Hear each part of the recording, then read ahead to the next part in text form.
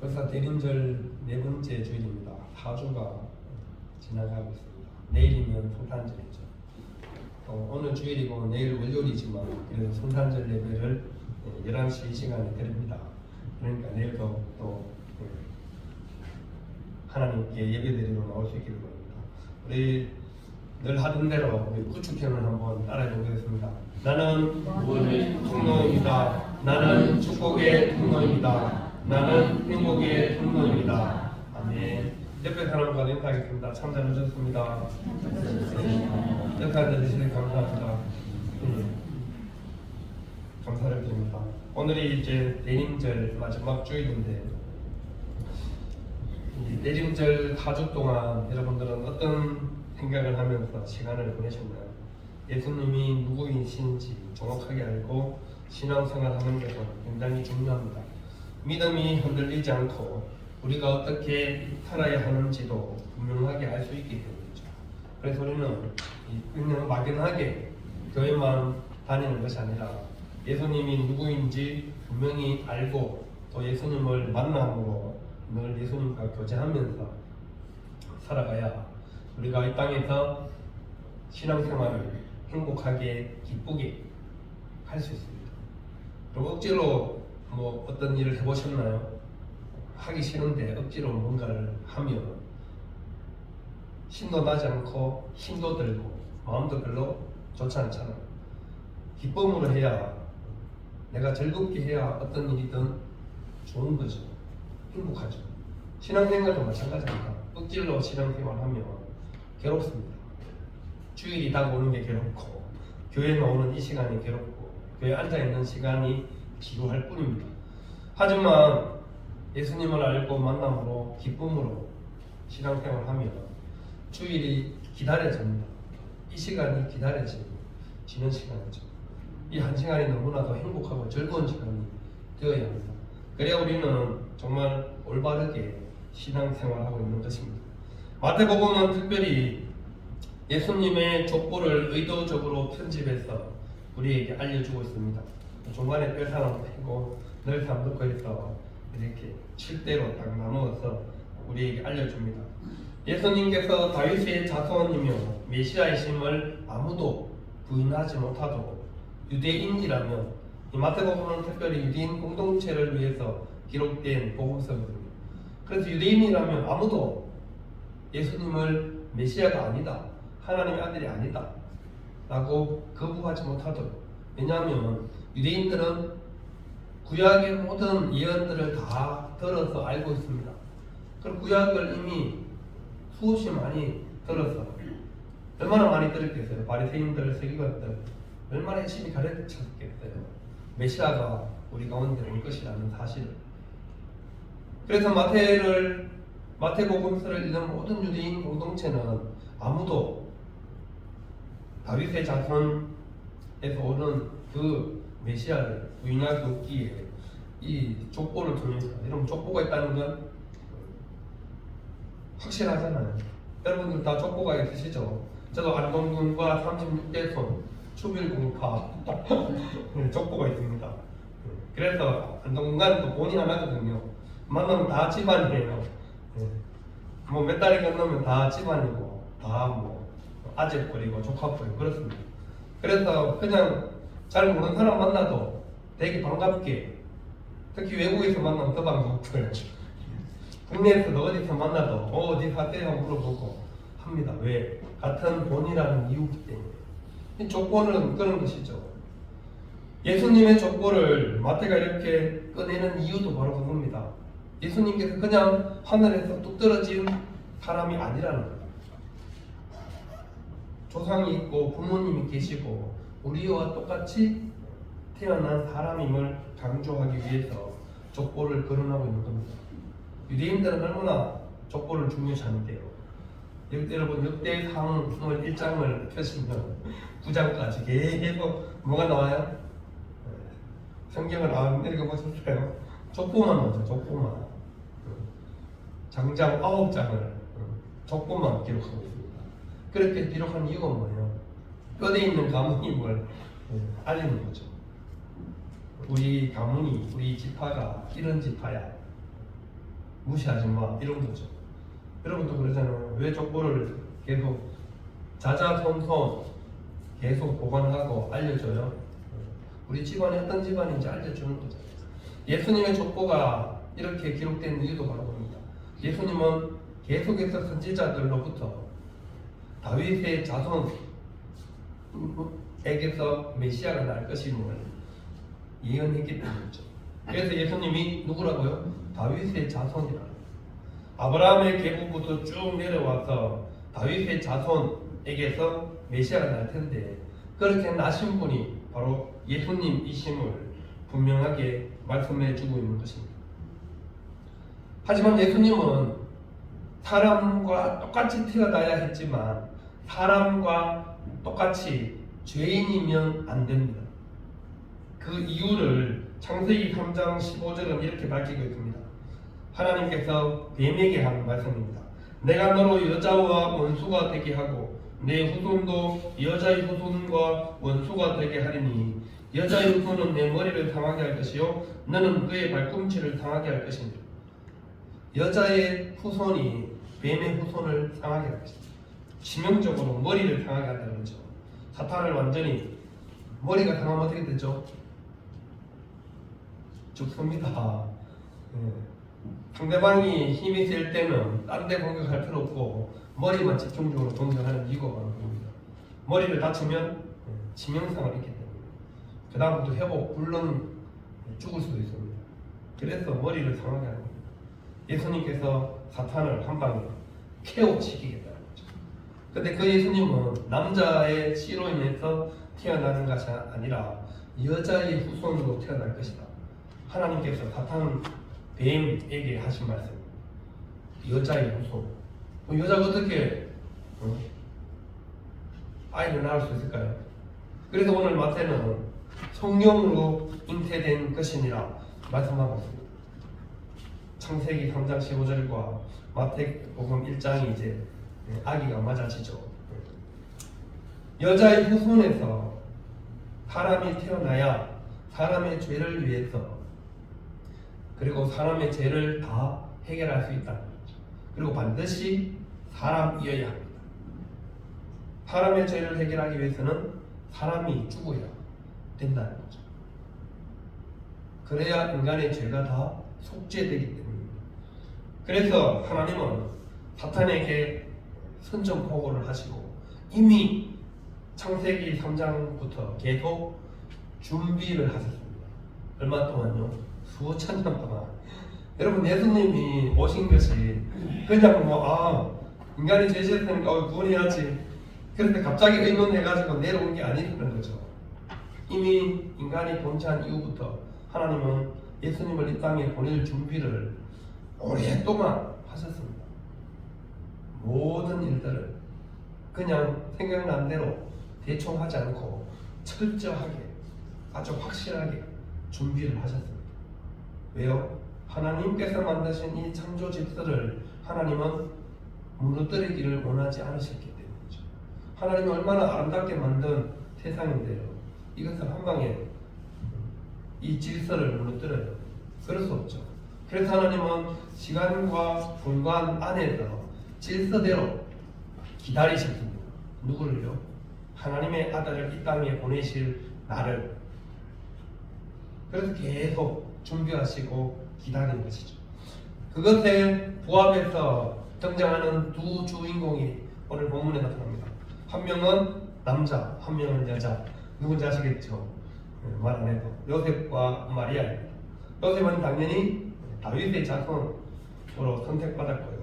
그리고 오늘 본문에 보시면 요셉은 굉장히 경건하고 의로운 사람이었다. 마태가 기록하고 있습니다.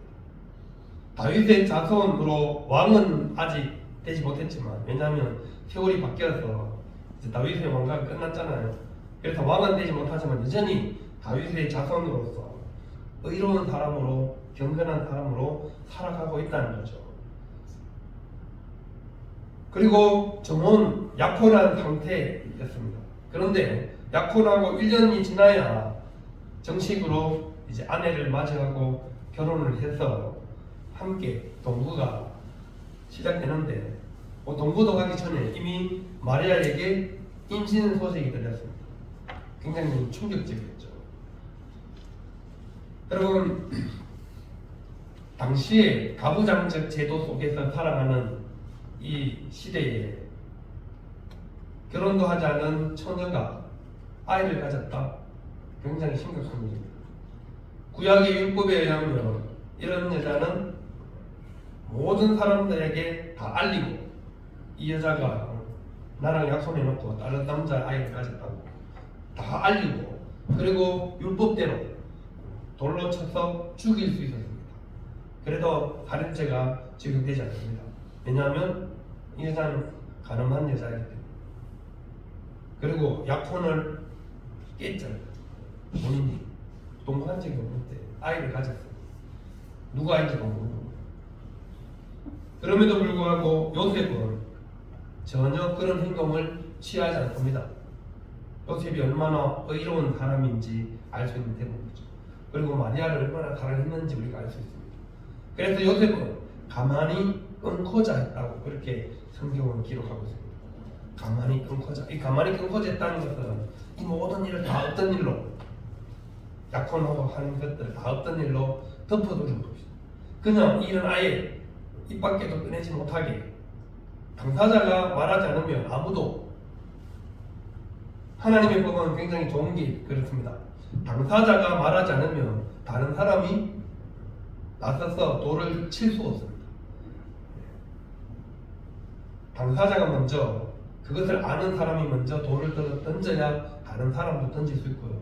다른 사람이 저 사람 죄인이라고 말해서 두세 사람 증인이 있어야 그 사람을 죄인으로 만들 수 있는데, 요셉은 그 모든 율법을 다 알고 있으니까 다 그냥 덮고 없던 일로 하려고 마음먹었던 거죠.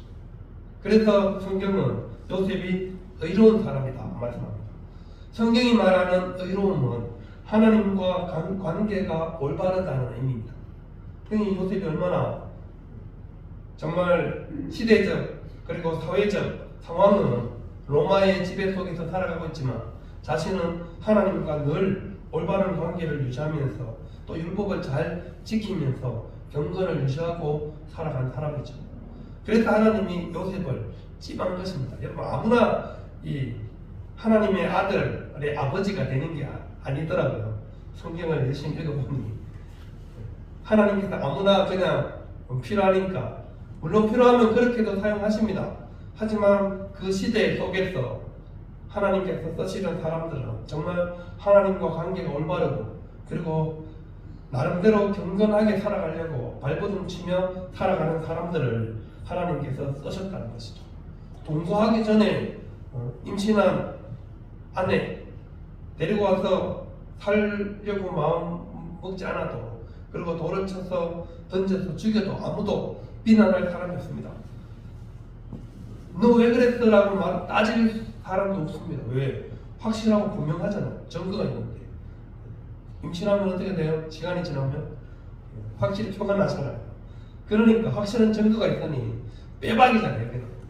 그럼에도 불구하고 요셉은 모든 것을 다 덮기로 하고, 여러분, 모든 것을 다 덮어둔다고 마음이 해결되는 건 아니잖아요.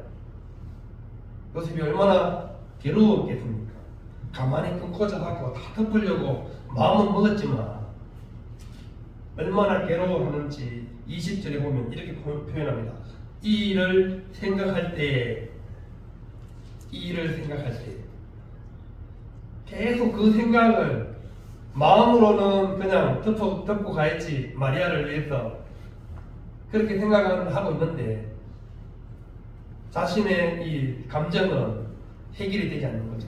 그래서 성경의 원어에 보면 굉장히 요셉이 얼마나 괴로워하고 고민했는지 이렇게 표현하는 겁니다. 이 일을 생각할 때 매일 생각하면 매일 생각이 안 날 수가 있어요. 누워도 생각나고 뭐 다른 일 손에 잡히는 일이 없겠죠. 도대체 마리아가 어떻게 된 거지? 왜 나에게 설명을 안 하지? 듣고 가는 게 맞나? 가서 따져볼까? 뭐만 만 가지 생각을 다 하지 않았겠어요? 그런 상황에서 누가 나타납니까? 천사가 나타납니다. 천사. 이렇게 괴로워하고 날마다 힘들어하는 요셉에게 주의 사자가 현몽하여가 되어 있죠. 나타나는 겁니다. 그래서 알려주는 거죠. 뭐라고 그래요? 20절에 보시면 다윗의 자손 요셉아 내 아내 마리아 데려오기를 무서워하지 말라. 그에게 잉태된 자는 성령으로 된 것이고 하나님의 능력으로 된 것이고 그러니까 마리아 데려오기를 전혀 무서워하지 말라는 겁니다. 왜 무서워하지 말라 그랬어요? 지금 마음이 괴롭고 심히 떨려서 도대체 이 일을 어떻게 해결해야 되나 오로지 그 생각만 하고 있는 요셉인 걸 성령 하나님께서 아시고는 마리아 데려오기를 무서워하지 말라, 주저하지 말라는 겁니다. 하나님의 능력으로 된 것입니다. 그러면 중요한 것은 누가복음에 보면 마리아에게도 천사가 찾아왔죠. 그 천사가 가브리엘이라고 누가복음에는 정확하게 기록하고 있습니다. 하나님의 뜻을 전하는 천사 가브리엘이 마리아에게 직접 나타났고 마태복음에는 그 남편 되는 요셉에게 나타났습니다. 왜? 두 사람이 다 당사자들이니까. 하나님은 다른 사람 통해서 하나님의 중요한 일을 말해줄 때도 있죠. 하지만 반드시 당사자에게 알려주십니다. 당사자가 모르는 하나님의 일은 있을 수 없는 일입니다. 하나님이 당연히 그 일을 누구에게 맡겼어요? 마리아와 요셉. 그럼 마리아와 요셉에게 반드시 하나님의 뜻을 알려주십니다. 이게 하나님의 뜻입니다. 묻기도 잘하는 용한 점쟁이처럼 그렇게 하나님은 하나님의 일을 해결하지 않습니다. 말씀을 통해서, 기도를 통해서, 예배를 통해서, 아니면 천사를 통해서든 어떻게든 꿈을 통해서든 어떻게든 하나님은 하나님의 뜻을 반드시 전달해 주시고 그 일을 받아들이도록 용납하도록 다 말씀해 주십니다.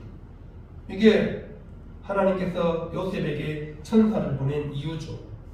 얼마나 사실 그 당시 사회적으로 보면 요셉이 나서서 해결할 수 있는 일도 아니잖아요.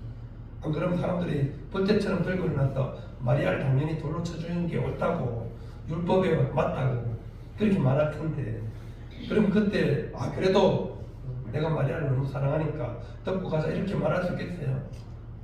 정의로운 사람이 율법을 확실하게 지키는 요셉이 그럴 수도 없단 말이죠.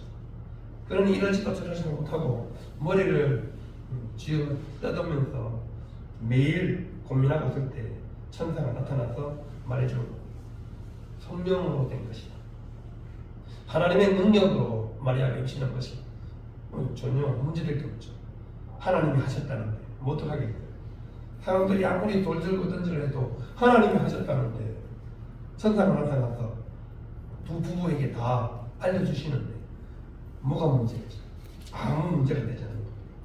그래서 하나님은 하나님의 후손을 여자의 몸을 빌어서 이 땅에 보내시기 위해서 마리아와 요셉에게 나타나시고 알려주는 것입니다.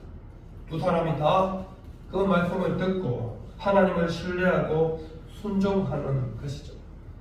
여러분 우리는 하나님을 의심하지 않고 하나님께 순종하는 사람들을 통해서 하나님의 일을 이루어 가신다는 사실을 분명히 믿고 살아가는 사람들입니다. 그리스도인이죠.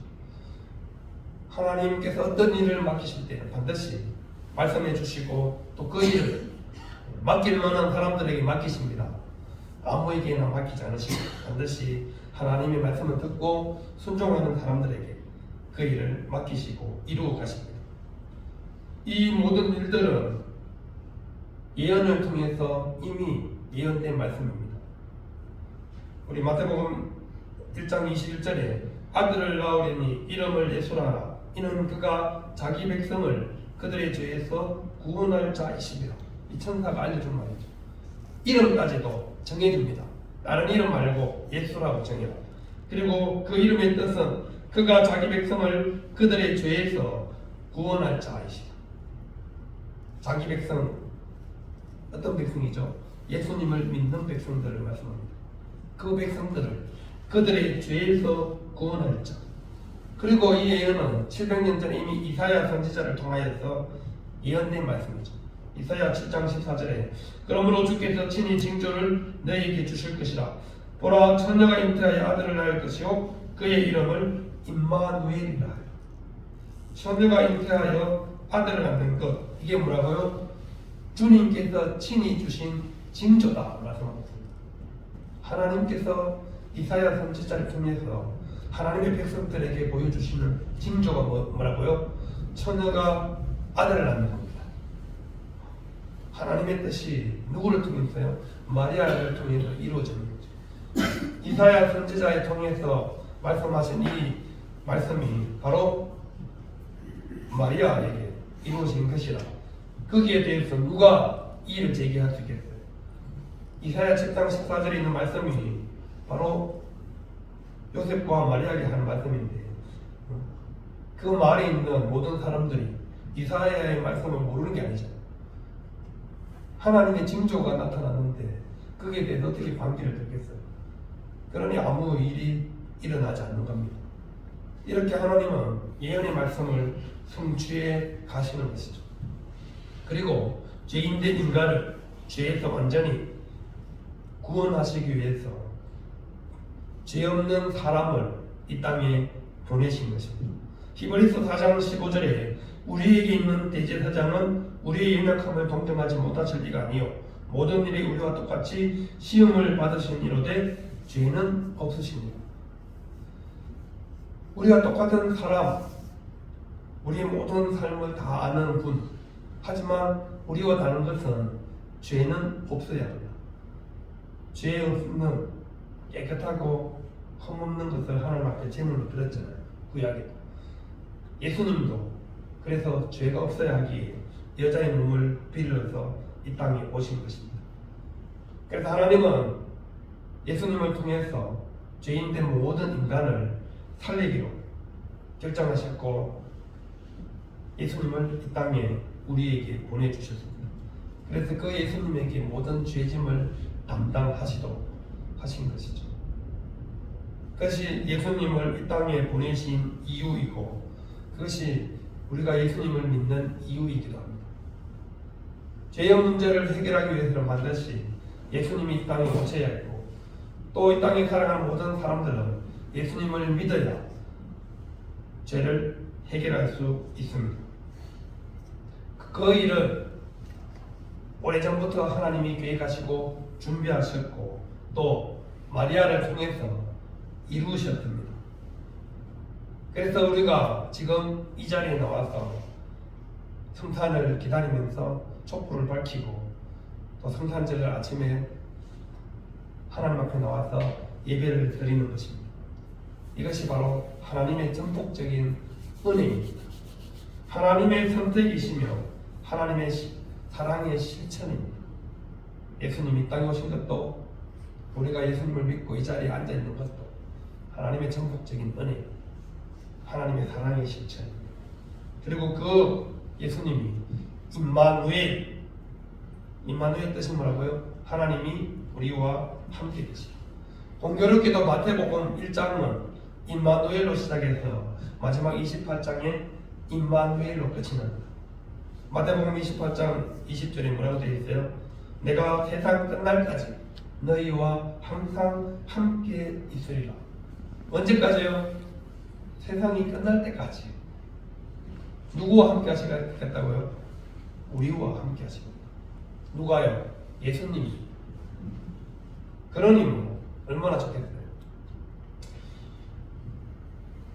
구덩이에 빠진 사람은 절대 자기 스스로 나오기가 힘듭니다. 깊은 웅덩이에 빠지면 혼자서는 해결할 수 없죠. 누군가가 건져줘야 되죠. 우리 그리스도인들은 하나님의 함께 하심을 늘 기억하셔야 합니다. 내가 언제나 외롭지 않고 고독하지 않고 나와 함께 하시는 하나님이 계시다. 제가 예전에 모교회 외관에 있는 모교회에서 교육전도사를 시작했거든요. 또 교육전도 하면서 아동부, 중고등부 다녔는데 중고등부 아이들과 이제 시골이니까 거기도 외관도 완전히 시골이죠. 혼자 사시는 어르신들, 좀 힘들어 하시는 어르신들, 아이들, 우리 제가 교육용사 아이들이 봉사 시간을 채워야 했습니다, 학교에. 그래서 아이들 데리고 토요일마다 봉사를 했어요. 할아버지 할머니 집. 가면 얼마나 좋아하시는지 몰라요. 자식들도 자주 찾아오지 않는데, 아유, 학생들이 일 때문에 찾아가니까 얼마나 좋겠어요. 청소도 해드리고, 설거지도 해드리고, 집도 치워드리고. 제일 중요한 건 할머니와 놀아주는 거죠. 놀아주는 거. 그러니까 너무 좋아하시는 거예요. 왜요? 말할 친구가 없다는 거예요. 말동무가 없어요. 어르신들이 왜 일찍 돌아가신 줄 아세요? 심심해서, 놀 사람이 없어서. 그래서 우리는 함께 하는 것이 얼마나 중요한지 압니다. 시골에 사시지만 주위에 혼자 사시는 분들 자주 찾아가시고, 자주 가서 말동무 되어드리는 거 아주 큰일이라는 겁니다. 함께 해주는 것, 이게 제일 중요한 일입니다. 힘없고 연약하고 아무것도 할 수 없어도 말할 수 있잖아요. 움직일 수 있으면 찾아가서 함께 말동무 되어주시고, 이야기 들어드리시고, 같이 이야기해 주시고, 이게 우리가 할 수 있는 아주 중요한 작은 사랑의 실천입니다. 하나님이 우리와 함께 하시듯이 우리도 나와 함께 시간 내기가 힘들죠. 그 사람과 함께 시간 보내는 것이 얼마나 중요한지 모릅니다. 그래서 함께 하는 것은 굉장히 중요한 일입니다. 세상 끝날까지 우리와 함께 하시겠다는 하나님께서 반드시 우리와 함께 하십니다. 그러니 내가 그 사람과 함께 하시면 그 사람도 나 때문에 하나님과 함께 계시는 거예요.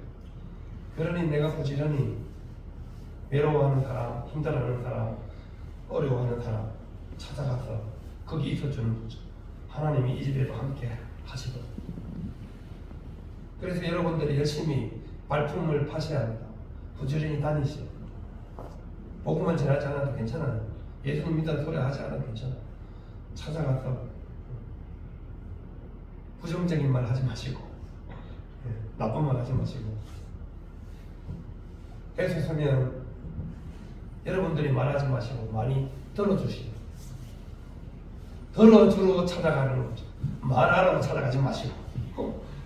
그래서 하나님의 사랑을 작게나마 실천하셔서 하나님이 함께 하시는 우리 성도님들을 통해서 주위 사람들에게, 모르는 사람들에게 알려줄 수 있는 저와 우리 여러분들 다 되시기를 바랍니다. 이게 임마누엘의 정신입니다.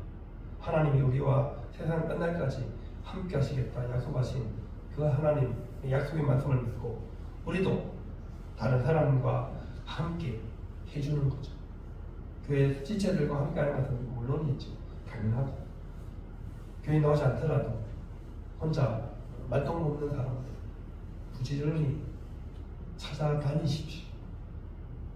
움직일 수 있으면 다 찾아가셔야 됩니다. 우리 한 달 사이에 65세 이상 인구가 더 80명이 늘었습니다. 매달 65세 이상 인구는 80명, 100명씩 우리 영동군에 늘어나고 있습니다. 근데 젊은이들은 200명씩, 100명씩 빠져나갑니다. 그래서 결국 전체 인구는 100명씩, 150명씩 줄어들고 있습니다. 그럼에도 불구하고 우리 황가면은 65세 이상 인구는 계속 늘어나고 있습니다. 좋은 일인지 나쁜 일인지 잘 모르겠지만, 그러니 비슷한 동무들 열심히 찾아다니셔서 하나님의 작은 사랑을 실천하는 저와 우리 모두가 될 수 있기를 바랍니다. 기도하겠습니다.